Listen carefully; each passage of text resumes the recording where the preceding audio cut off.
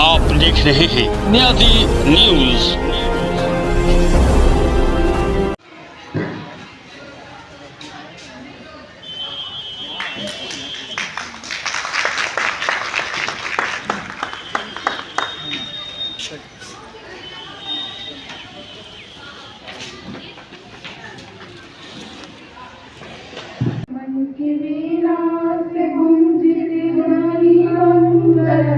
मन की वीणा से गुंजित ध्वनि मंगलम, स्वागतम स्वागतम स्वागतम स्वागतम। कैसा पावन सुहावन समय आज है, आप आए अतिथियों सरताज है। भांति पूजन करे आज हम, देव की भांति पूजन करे आज हम। स्वागतम स्वागतम स्वागतम स्वागतम। यानी कमरों की कमी है। मात्र 2 ही कमरे हैं जिनमें केवल 9th और 10th की पढ़ाई होती है, और उच्च माध्यमिक यानी 10+2 के लिए कोई भी व्यवस्था अभी नहीं है। अभी नया DPSC के द्वारा जो चयनित शिक्षक है TR1 में केवल एक जो है शिक्षक हमारे यहाँ कंप्यूटर साइंस के उपलब्ध हैं, जिनके द्वारा किसी तरह से 11th-12th को जो है वो पढ़ाई की जा रही है। तो छात्रवृत्ति के इतर अब कोई और समस्या बताएं।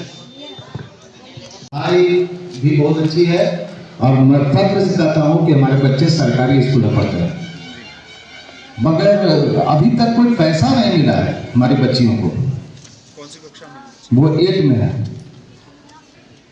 छात्रवृत्ति वगैरह नहीं आ रही? कुछ भी नहीं मिला है, ड्रेस का भी पैसा नहीं मिला है, और ऐसे ऐसे बहुत सारे बच्चे हैं।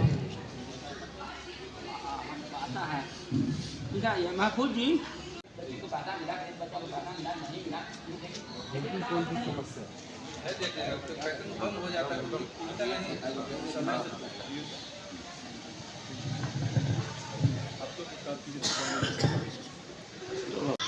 और महिलाओं के साथ मैं चाहूँगा कि कुछ लोग अपना विचार रखें। मेरा नाम नाज़नी खातून है। यहाँ पे गेस्ट आए हुए, पहले तो उनका मेरा शुक्रिया। आप लोग अपना कीमती वक्त यहाँ दिए, हम लोग को कुछ जानने का अवसर मिला सर। मेरा कहना ये है कि मेरा भी एक बच्चा यहाँ 9th क्लास से यहाँ हम इसका एडमिशन कराए।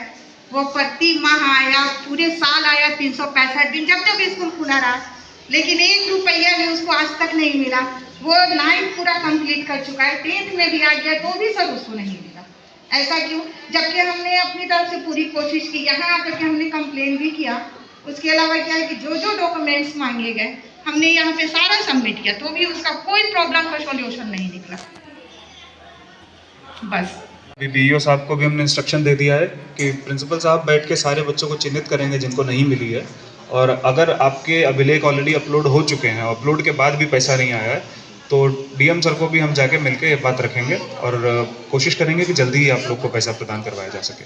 मेरा नाम तुराब न्याजी है और मैं मुख्य पार्षद प्रतिनिधि नगर पंचायत रोहतास हूँ। माताजी श्रीमती सुंबुल आरा जी यहाँ पे मुख्य पार्षद हैं। समस्याओं का अंबार है, सिर्फ 2 मिनट में मैं आपको बताते हैं। शिक्षक की कमी है और उन तमाम चीज़ों पे आपकी कार्रवाई चल रही है, जिला प्रशासन अच्छा कर रहा है। हमारे आदरणीय शिक्षा प्रखंड पदाधिकारी महोदय कई मामलों में कंप्लेन के बाद भी शिक्षक से डायरेक्ट मैनेज कर लेते हैं ये लोग, और ये बात आप तक या वरीय पदाधिकारी तक नहीं पहुँच पाती है। तो निश्चित रूप से शिक्षक के साथ साथ इनकी भी बड़ी संलिप्तता रहती है लीपा पोती करने में, जो आप तक नहीं पहुंच पाती है कई बार चीजें, कि आप जैसे अच्छे पदाधिकारी तक। दूसरा, मिडिल स्कूल की बाउंड्री टूटी हुई है, और उस बाउंड्री के टूटे रहने की वजह से कई असामाजिक तत्व वहाँ पे जाते आते हैं और कई तरह से मामला इस स्कूल के संबंध में है। यहाँ पे सारा कुछ अच्छा चल रहा है और कुछ कमी होगी, जो बेसिक चीज अभी यहाँ नहीं है, लेकिन रोहतास में कुछ कमी है। मैं चाहूँगा कि लिखित रूप से एक बार इस संबंध में आपसे बात की जाए। बहुत बहुत धन्यवाद। प्रणाम।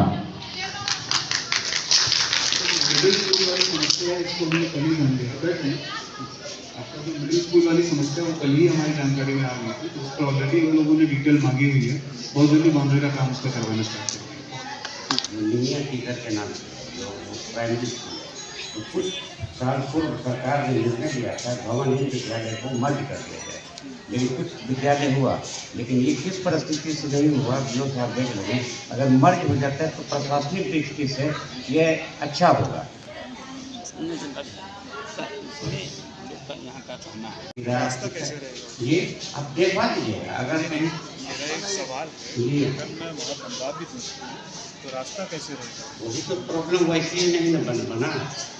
अगर कोई सोल्यूशन निकल जाता है नहीं होगा तो फिर बनवाने का मतलब भी नहीं है, तो बच्चे परेशान होंगे, जमीन खाली पड़ेगी। तो सब देख लिया जाए, अगर कोई सोल्यूशन निकल जाता है रास्ते का तब बनाइए। क्या साल से पेंडिंग है सर? 6 तक जो भी होता है बेसिक पढ़ाई में उसको मतलब कड़ाई से लागू किया जाए। बच्चे आते हैं लेकिन खेल कूद के वजह ज़्यादा होती रहती है, इस वजह से दिल नहीं लगता है पढ़ने में, चले भी जाते हैं सब बच्चे। सब हमारे बीच प्रस्तुत करें। सबसे पहले तो मैं आप सभी का आभार व्यक्त करूँगा कि आप लोग आज अपने ठंडी सुबह में भी यहाँ पर अपने बच्चों की शिक्षा में योगदान देने के लिए उपस्थित हुए। इसके लिए ना सिर्फ धन्यवाद बल्कि आप लोग बधाई के भी पात्र हैं, क्योंकि जब हम लोग एक शिक्षित समाज के निर्माण की बात करते हैं तो उसमें माँ बाप का, अभिभावकों का एक बहुत महत्वपूर्ण योगदान होता है। हम लोग देखते हैं जनरली कि सरकारी स्कूलों की शिक्षा उतनी अच्छी नहीं होती है जितनी अच्छी आप प्राइवेट स्कूल में बच्चों को शिक्षा दिलवा सकते हैं। इसके पीछे का मुख्य कारण होता है कि प्राइवेट स्कूल में प्रथा चली आ रही है पेरेंट्स टीचर मीटिंग। अभिभावक और शिक्षक मिलकर बैठते हैं और वो जानते हैं कि बच्चों की क्या क्या ज़रूरतें हैं, कहाँ पे बच्चे अच्छा परफॉर्म नहीं कर रहे हैं, स्कूल में क्या क्या चीज़ें खराब हैं, क्या क्या चीज़ें अच्छी हैं और किन चीज़ों को हमें और सुधारना है। बिहार में पहले जो शिक्षक और बच्चों का अनुपात था वो 88 बच्चों पर एक शिक्षक होता था। बीपीएससी तैयारी के बाद में जब प्रथम वर्षन कंप्लीट हुआ तो लगभग ये रेशियो घट के 55 पे आ गया और अभी 36 हो जाएगा। आज 18 तारीख है, आज ही आदेश निकलना है नए शिक्षकों की नियुक्ति का, जो यहाँ पर कहाँ पर उनका पद स्थापन किया जाएगा। उसके बाद हमारी कोशिश है कि हर विद्यालय में हर विषय का एक एक अध्यापक होना चाहिए, ताकि जो अभी तक हम लोग शिकायत देखते हैं कि गणित के टीचर जो हिंदी पढ़ा रहे हैं वो भी दूर हो सके। दूसरा, हम लोग एक दक्षता प्रोग्राम देख रहे हैं जिसमें शाम को 3 बजे के बाद बच्चों को बिठा के एक्स्ट्रा क्लासेस दी जा रही है प्राइवेट स्कूलों की ही तरफ से। इसका मुख्य उद्देश्य यही है, कई बार हम देखते हैं कि कक्षा 9वीं में पढ़ने वाला बच्चा जो है वो पहाड़े नहीं बोल पा रहे हैं, तो क्यों ना उसे अलग से बिठाकर कुछ ऐसी शिक्षा दी जाए ताकि जब वो 10वीं कक्षा के इम्तिहान देने पहुंचे तो उसे किसी से भी हीन भावना ना आए, वो अच्छे नंबरों से पास हो सके, इसके बाद 11वीं 12वीं में और उत्कृष्ट प्रदर्शन करे और किसी अच्छे मेडिकल कॉलेज में, इंजीनियरिंग कॉलेज में, विधि स्कूल में या कहीं पहुंच के अपने जीवन में एक अच्छी डिग्री हासिल करके एक अच्छे मुकाम पर पहुंचे। इसके अलावा सरकार ने बहुत सारी योजनाएं निकाली हैं, जैसे पोशाक के लिए बच्चों को 1500 रुपये दिए जाते हैं वर्ष के। छात्रवृत्ति की बहुत सारी योजनाएं हैं कि अगर आप अच्छा परफॉर्म कर रहे हैं, आपकी फर्स्ट डिवीजन में चल रही है पढ़ाई, तो उस स्थिति में आपको जो है मासिक और वार्षिक रूप से कुछ सहायता सरकार की तरफ से प्रदान करी जा रही है। ये जो बेटियां हमारे समाज की हैं, जब ये ग्रेजुएशन कंप्लीट करती हैं तो उन्हें 50,000 रुपये दिए जाते हैं। साथ ही जैसे मैं संघ लोक सेवा आयोग की नौकरी, जो भारतीय प्रशासनिक सेवा है, उसमें चयनित हुआ था, तो उस चयन के बाद में मुझे ये जानकारी भी हुई थी और बहुत अच्छा लगा था कि बिहार में एक योजना चलती है कि जो बच्चा पिछले समुदाय से आता है वो अगर प्रीलिम्स एग्जाम में निकाल लेता है, अंतिम चयन नहीं, सिर्फ प्रीलिम्स निकाल लेता है, तो आगे की तैयारी करने के लिए उसको भी 1 लाख रुपए की एक बार की राशि मिलती है। यानी आपकी जेब पे भार नहीं पड़ेगा आपके बच्चे की तैयारी का, बस वो पढ़ाई में अच्छा हो और अपनी तरफ से पूरा प्रयास करे। हाल ही की कैबिनेट में उस पैसे को जो है अन्य परीक्षाओं के लिए भी ओपन कर दिया गया है। अब एक सूची नहीं आएगी, उसमें आप देख सकेंगे बहुत सारे एग्जाम, जैसे बैंकिंग हो गया, उसके लिए भी सरकार पैसा देगी। तो बहुत जल्दी इसकी आपको सारी जानकारी हम लोग उपलब्ध कराएंगे। एक हैंडबुक हम लोगों ने प्रिंट करा के दी हुई है। मेरी इच्छा और अपेक्षा रहेगी कि आप लोग उसको पढ़ें और जानें कि आपके बच्चों को कहाँ कहाँ पर क्या क्या लाभ मिल सकते हैं। एक और चीज़ मैं कहना चाहूँगा, जब हम लोग पढ़ाई की बात करते हैं तो हम लोग केवल स्कूल की पढ़ाई के बाद छोड़ देते हैं कि आगे क्या करना है, जबकि स्कूल की पढ़ाई के बाद जो है वो असली स्तर पे आपका जो करियर बनाने वाली पढ़ाई होती है वो वहीं से आती है। कई परिजन सोचते हैं कि गरीब घर है, बच्चा 12वीं के बाद 2-4 हज़ार कमाने लगे तो सब अच्छा हो जाएगा, कुछ खाने के लिए 4 पैसे आएंगे। पर मेरा कहना यह है कि 12वीं के बाद जब वो बच्चा नौकरी करता है तो कोई बड़ी नौकरी तो लगती नहीं है, उसको कहीं छोटा मोटा कुछ काम करना पड़ता है जिससे वो 2-4 हज़ार रुपये महीना का अपना कमा पाता है। उसी बच्चे को अगर आप पढ़ा के ग्रेजुएशन करा देते हैं तो वो 15 से 20 हज़ार की नौकरी पा सकता है। वही बच्चा अगर पढ़ के फिर अपना मास्टर्स भी कंप्लीट कर लेता है तो असिस्टेंट प्रोफेसर के लिए एलिजिबल हो जाता है। एक उसको नेट करके पेपर निकालना है। अगर नेट के साथ में बच्चा JRF भी क्वालिफाई कर लेता है तो उसे PhD करने के लिए सरकार लगभग 40,000 रुपए महीना देती है PhD की पढ़ाई करने के लिए। तो मेरा यही अनुरोध रहेगा कि सभी लोग अपने बच्चों को पढ़ाएं, खासतौर पे बेटियों पर अपना विशेष आप लोग ध्यान दें, क्योंकि हम लोग हिंदू और ये हिंदुस्तानी समाज में देखते हैं जनरली कि जो बेटियां होती हैं उनको मान माना गया अपने परिवार का, इज्जत मानते हैं उनको घर की, है ना। कोई भी माँ बाप होते हैं उनके लिए इससे बड़ा गौरव कुछ नहीं होता कि उनकी बेटी जो है कुछ बहुत बढ़िया कर जाए, है ना। अगर आपकी बेटियां जो हैं वो कल को वर्दी पहन के आके आपको सल्यूट करेंगी तो मैं आशा करता हूँ कि आप लोग की छाती जो है गर्व से फूल जाएगी, खास तौर पे माओ की। बाप तो मुझे लग रहा है कि कभी नहीं रोते हैं सिवाय उस दिन के जिस दिन बच्चा सफल हो जाता है, उस दिन उनकी आंख में तो आंसू आ जाता है खुशी का कि यार कुछ तो हो गया अच्छा। तो क्यों ना हमारे सिर्फ बेटे ही नहीं बेटियां भी उतना ही आगे बढ़ें और उससे भी आगे जाएं। आप सोचिए जब आपकी बेटी जो है डॉक्टर बन जाएगी और गाँव में लोग बोलेंगे कि देखिए डॉक्टर साहब के पापा आ रहे हैं, डॉक्टर साहब के अब्बू हैं, डॉक्टर साहब की अम्मी हैं, कितना अच्छा लगेगा आप लोगों को उस समय। ये सब बातें मैं कह सकता हूँ, आप सुन सकते हैं, पर महसूस जिस दिन कीजिएगा उस दिन आप आवाज करेंगे कि उससे अच्छा कुछ हो नहीं सकता किसी माँ बाप के लिए। अब इन्हीं सब बातों के साथ में मैं बस अंत में इतना और जोड़ना चाहूँगा कि किसी भी समाज का उत्थान जो है वो वहाँ के बच्चों से ही होता है। अगर हम अपने बच्चों को सही दिशा दे पाते हैं, उन्हें लंबे समय तक पढ़ाई में रख सकते हैं, तो समाज विकसित ही नहीं होगा, संपन्न भी होगा, शांत भी होगा और सुदृढ़ भी होगा। क्यों ना हम लोग जो हमारी स्कूल मैनेजमेंट कमेटी है उसके थ्रू ऐसा माहौल बना दें इन्हीं विद्यालयों में कि जब यहाँ का बच्चा पढ़ लिख के IIT में पहुँचे, बिहार से अधिकतम बच्चा IIT में जाता है, जानते हैं ना आप लोग, IIT में, मेडिकल में, सब में बिहार का बच्चा सबसे ज़्यादा जाता है। तो जब वो बच्चा उस कॉलेज में पहुँचे तो वो गर्व से बोले कि सरकारी स्कूल से बिहार के पढ़ के आए हैं, तुमसे कम नहीं है किसी मामले में। ये जिस दिन हम लोग पा गए उस दिन हमें लगता है कि पूरा समाज, पूरा देश, पूरा राज्य विकसित हो जाएगा। इन्हीं बातों के साथ मैं अपनी वाणी को विराम दूंगा। धन्यवाद।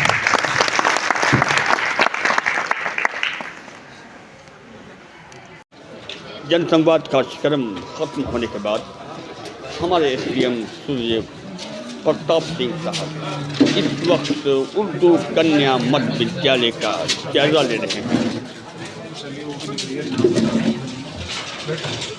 ये देखिए, और यहाँ के लोगों से, पेरेंट्स से बात भी कर रहे हैं, उनकी समस्याओं को भी सुन रहे हैं। ये नज़ारा है उर्दू कन्या मध्य विद्यालय रोहतास का, जो इस वक्त हमारे स्क्रीन पर देख रहे हैं। और ये खूबसूरत पहल है हमारे SDM सूर्य प्रताप सिंह साहब का। इस वक्त प्रधान अध्यापक से यहाँ की समस्याओं को सुन रहे हैं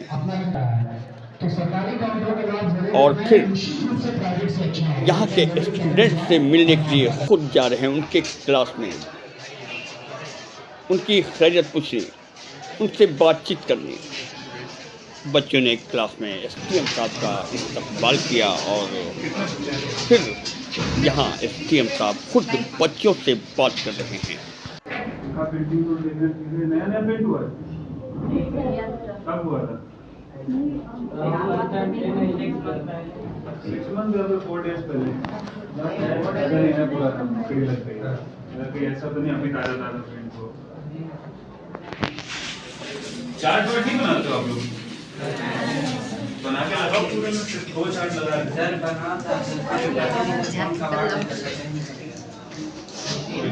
बनाया इसलिए। आप में से किसने बनाया ये चार्ट?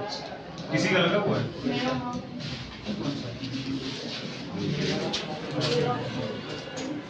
अमीबा में कितने कोशिकाएं, कितने सेल होते हैं?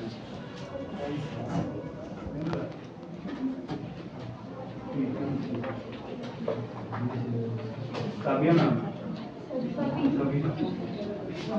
डॉक्टर बनना है, फिर क्या बनना है? हाँ, लॉ करना है। बढ़िया, चलो पहली बार कोई लॉयर मिल रहा है स्कूल में, इज अ गुड थिंग, अच्छी चीज है।